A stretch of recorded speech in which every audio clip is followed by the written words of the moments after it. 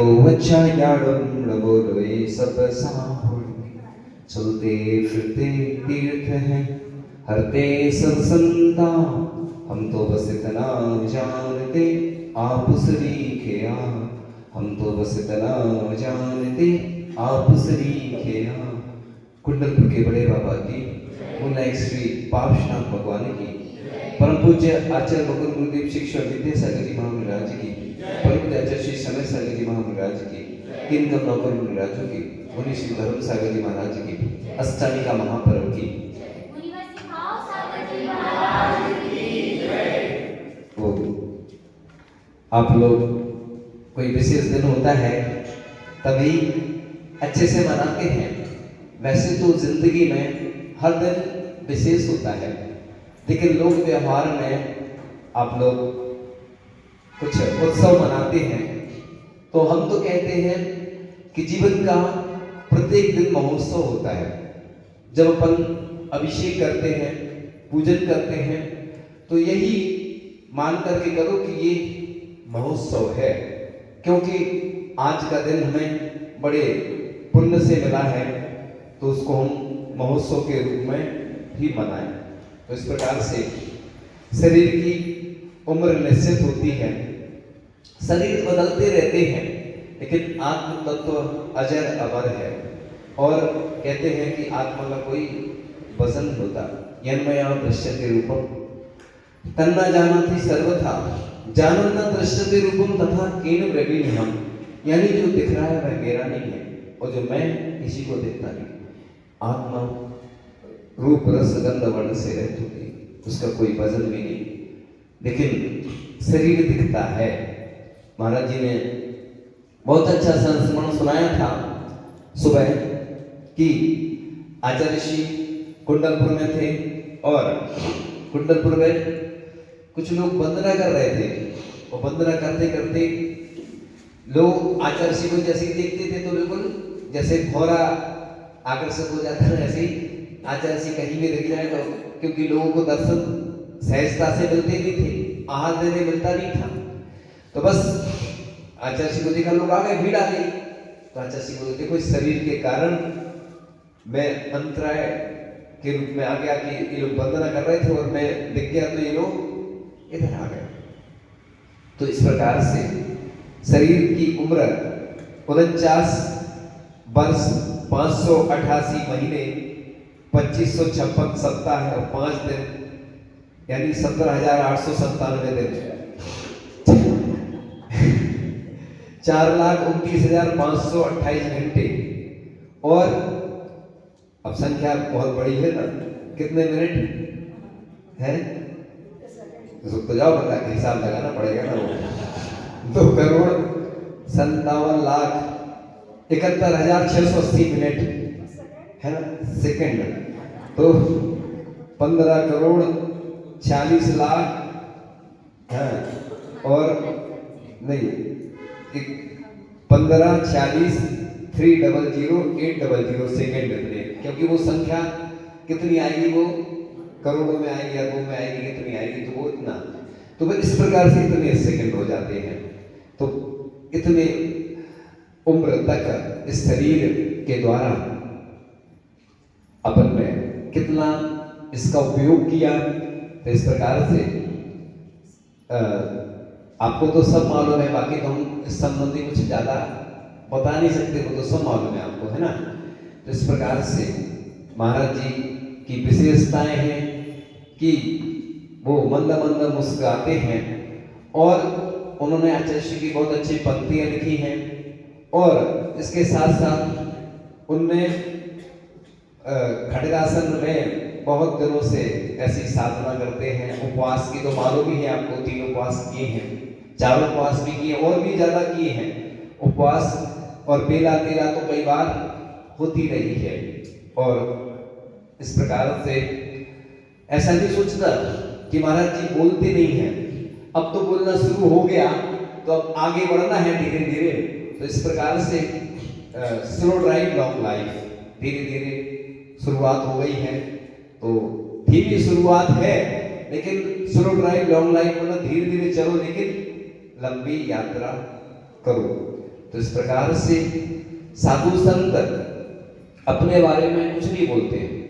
आपने सुना होगा कि आचार्य ऋषि ने कभी अपने नाम से कोई क्षेत्र नहीं बनाया, लेकिन हर व्यक्ति उनके नाम से काम करते हैं। एक बार किसी जैनेतर व्यक्ति ने कहा कि आप लोग कहते हो हमारे साधु संत तो कुछ परिग्रह नहीं रखते, और जहां देखो विद्यासागर विद्यासागर लिखा रहता है, इतनी सारी ट्रांसपोर्ट गाड़ी, और तुम कहते हो उनके नाम कुछ नहीं है। तो उसने कहा कि हमारे साधु संत कुछ रखते नहीं है, ना वो अपने नाम से कुछ रखते, ना बैंक में खाता। लेकिन कई लोग ऐसे हैं जिन्होंने बताया कि आचार्य ऋषि का नाम हमने जब से अपनी फर्म का रखा तो हमारा काम ठीक नहीं चल रहा था, लेकिन जैसे ही आचार्य ऋषि का नाम रखा तो हमारा काम अच्छा चलने लगा।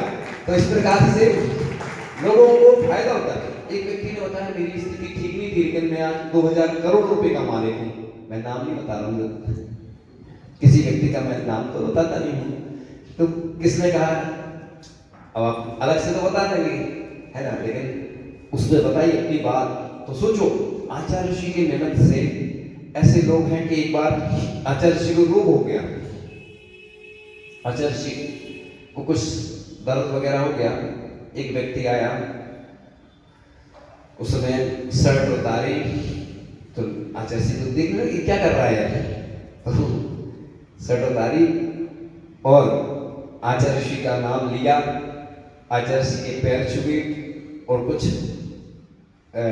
पैर में जो कुछ था, जैसे वो सूजन वगैरह आ जाती है ना, उसने चटकाया पैर वगैरह और ठीक हो गया।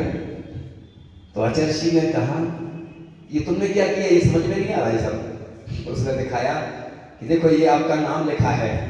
क्या लिखा है? आचार्य ऋषि का नाम वो अपने सीने पे लिखे हुए था। तो आचार्य ऋषि के मेहनत से ऐसे कई कार्य लोगों के हो जाते थे, रोग ठीक हो जाते थे। एक डॉक्टर थे जबलपुर के प्रसिद्ध, वो आचार्य ऋषि की वैयावृत्ति करके आते थे, और जो वस्त्र रहता प्रक्षाल का उससे चिकित्सा करते थे, सबके रोग ठीक होते चले जाते थे। और आपको तो मालूम है कि नैनागिरी में पंचकर्णक हो रहा था, तो पंचकर्णक के समय पानी नहीं था, बिल्कुल व्यवस्था नहीं थी। तो आचार्य ऋषि के पास गए, आचार्य ऋषि ने आशीर्वाद दिया, एक जल का स्रोत निकला और उस स्रोत में से पानी निकलता रहा और पूरा पंचकर्णक हो गया। जैसे ही पंचकर्णक संपन्न हुआ वो बंद हो गया। ऐसे कई अतिशय चमत्कार आचार्य ऋषि की साधना से, तप से घटित हुए। आचार्य ऋषि ने कभी ऐसा नहीं कहा कि ऐसा हो जाए। कई लोगों ने सुनाए ऐसे उदाहरण कि हमारे कुएं में पानी नहीं था और हमने ऐसा ऐसा किया, गंदोदक डाला तो बस जल आ गया। कई 44 घंटे ध्यान लगाया, हमने उस दिन बताया भी था। तो आचार्य ऋषि स्वयं में अपने आप में एक अतिशय थे, क्योंकि लिखा है कि 700 और 500 छोटी बड़ी मिथ्याएं आकर नमस्कार करती हैं, यदि साधु ग्रहण करता है तो मिथ्या दृष्टि हो जाता है। इसलिए आचार्य ऋषि ने कभी इसके लिए नहीं किया। वो किसी ने लिखा ना, कवि ने, जो नामना की कामना से कोसों दूर है, कहीं कहीं ऐसे संत भी जरूर है। आचार्य ऋषि नामना की कामना से कोसों दूर रहते थे और उनके नाम लेते ही सबके काम हो जाते थे। एक बार किसी ने सुनाया था कि एक जगह भूकंप आया, सब कुछ नष्ट हो गया, एक मकान सुरक्षित था। तो लोगों ने जाकर देखा कि क्यों है ये मकान सुरक्षित। वो किसका मकान था? कोई जैन का था। देखा तो वहां पर आचार्य ऋषि की फोटो लगी हुई थी, है ना। तो लोगों ने कहा आचार्य ऋषि से, तो आचार्य ऋषि का ये मेरे कारण नहीं हुआ, तो बड़े बाबा के कारण हुआ है, क्योंकि बड़े बाबा की फोटो लगी थी। और प्रसिद्ध जो यहाँ के दानदाता हैं भारत के, सब जानते हैं। उनके हम गए तो उन्होंने बड़े बाबा और आचार्य ऋषि की फोटो लगाई। एक बार मैंने सुनाया था ना कि सबसे पहले उन्होंने दान दिया कहाँ के लिए? कुंडलपुर के लिए। और आचार्य ऋषि ज्ञान सागर जी महाराज की समाधि के लिए सिर्फ 2000 रुपये दान दिया था। कब की बात है ये? जब समाधि हुई थी। कितने साल हो गए? 71 में हुई थी शायद। कब हुई थी?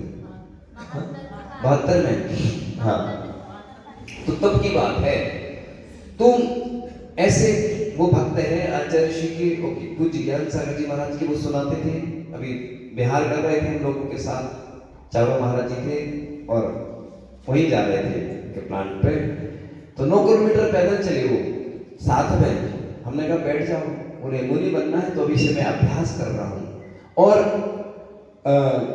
उन्होंने सुनाया कि मैं छोटा था जब, तो प्रवचन सुनने जाता था पूज्य ज्ञान सागर जी महाराज के, और विद्याधर जी जो थे ना ब्रह्मचारी, उनके घुंघराने बाल थे, बहुत अच्छे लगते, तब से वो आचार्य ऋषि से प्रभावित है।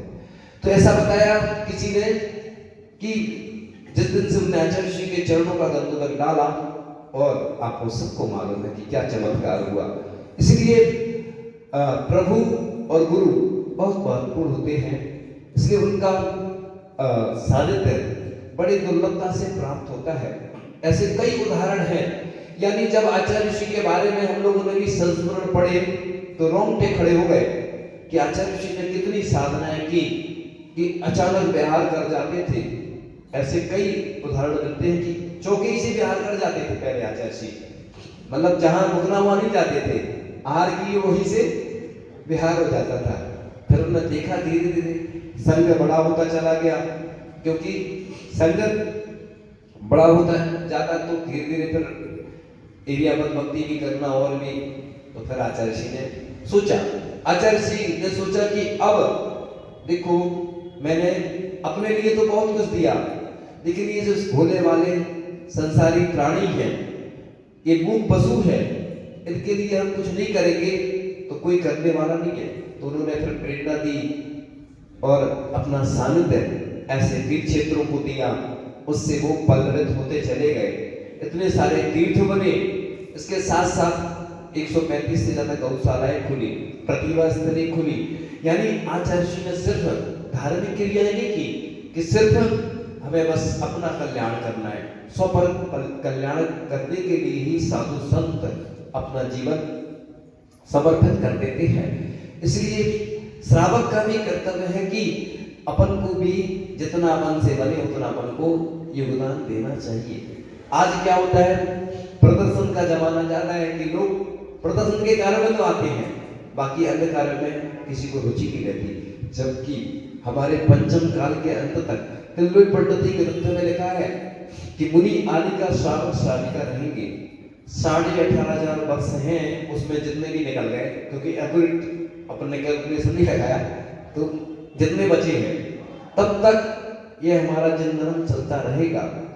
पंचम काल में परेशानियां तो बहुत आना है, क्योंकि आपको सब मालूम है, आपने ग्रंथों में पढ़ा है, सुना है, लेकिन ऐसे ही चलता रहेगा। इसी प्रकार से हमारे साधु संत ये देवता होते हैं, धरती के देवता बोलते हैं इनको, कि मतलब चलते फिरते तीर्थ हैं। ये कहीं रहते नहीं है, लेकिन चातुर्मास में एक जगह इसलिए रहते हैं कि जीवों की बहुलता हो जाती, साधना करना है और बिहार भी कर सकते। आपको तो मालूम है कि अभी तो बहुत सारी व्यवस्था हो गई, पहले नदी नाले वगैरह रहते थे, उफन जाते थे और बाढ़ आ जाती थी। इसलिए साधु संत एक स्थान पर रहकर साधना करते थे, प्रभावना करते थे। तो इस प्रकार से आचार्य भगवान ने हमारे लिए बहुत कुछ दिया है। तो आचार्य भगवान के लिए महाराज जी के लिए पंक्ति कि तू अपनी जमीन अपना आकाश पैदा कर, तू अपने लिए नया इतिहास पैदा कर। मांगने से खुशी किसी को नहीं मिलती, तू अपने हर कदम पर विश्वास पैदा कर। तो बस आचार्य भगवान तो हमेशा हम लोगों को प्रेरणा उपदेश देते रहे, सानिध्य उन्होंने प्रदान किया। जिन लोगों ने अपना कल्याण कर लिया बड़े पुण्यशाली और भाग्यशाली होते हैं कि ऐसे गुरुओं का अपन को सानिध्य प्राप्त होता है। अब अपना कर्तव्य है कि उन्होंने जो दिया है वो स्वर्णिम युग है, जो अपने से निकल चुका है। आचार्य भगवान ने पूरे देश विदेश को इतना कुछ प्रदान किया कि उनकी यश कीर्ति पूरी दुनिया में फैलती गई।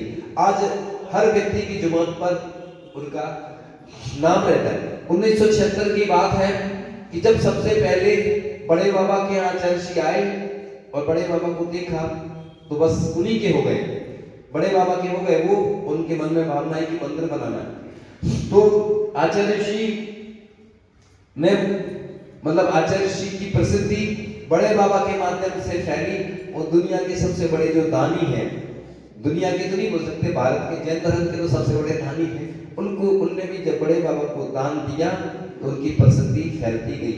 इसलिए जो भी हमारी भारतीय संस्कृति में जैन दर्शन की, जैन धर्म की प्रभावना होती है वह किसके निमित्त से होती है? दान के निमित्त से होती है। इसलिए दान महान बनाता है, भगवान बनाता है, तीर्थंकर प्रकृति का बंध होता है, शत्रुता का नाश होता है, शत्रु भी मित्र बन जाते हैं। इसके पहले हमने बताया था। तो इस प्रकार से आपका आशीर्वाद पाने को हर शख्स यहाँ बेकरार था, आज आया है वह दिन जिसका सबको इंतजार था।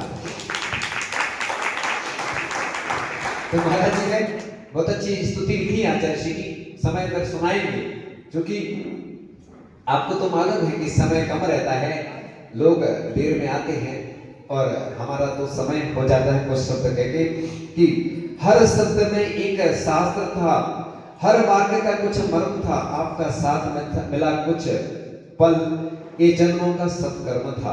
तो इस प्रकार नर्म पलकों के साए में छुपा ले आपको, जी करता है जहां से चुरा ले आपको, बस यही डर है कि टूट ना जाए सांसें, वरना अपनी सांसों में बसा ले आपको। इस प्रकार से महाराज जी बस इसी तरह जन शासन की, जन धर्म की प्रभावना करते रहे और सभी को इसी प्रकार से धर्मोपदेश मिलता रहे, क्योंकि धर्म एक ऐसा शब्द है जो हर जगह लगता है ना। कल महाराज जी बोल रहे थे ना, कुछ बोल रहे थे ना, जो सब सुनाया था उन्होंने, सुनाया था कि नहीं? तो इसलिए धर्म बिना कुछ नहीं होता है। तो इस प्रकार से प्रभु मुझे ऐसी खुदाई दे, हर तरफ से प्रभु ही दिखाई दे, हवाओं से हो जाए दोस्ती इतनी कि प्रभु का, गुरु का नाम पुकारूं बस उसे सुनाई दे। इस प्रकार से आज की यह हर खुशी से आपकी बात करते हैं, आपकी सलामती की फरियाद करते हैं। इस खामोश संदेश से क्या बताएं कि हम आपको कितना याद करते हैं। तो ऐसे आचार्य भगवान जिनको जब हम याद करते हैं तो बस आंखों में बरसात हो जाती है। तो इन्हीं भावनाओं से कि आज हम लोगों का सबका सौभाग्य फिर से जागृत हो और परम पूज्य मुनि श्री धर्म सागर जी महाराज से निवेदन करते हैं कि अपने मुखारविंद से हम सबको दिव्यवाणी का लाभ हो और हम सबका पुण्य और वृद्धि को प्राप्त हो। इन्हीं भावनाओं से परम पूज्य आचार्य गुरुदेव शिक्षक विद्यासागर जी महाराज जी की, परम पूज्य आचार्य श्री समय सागर जी महाराज जी की तीन कमलों पर राजों की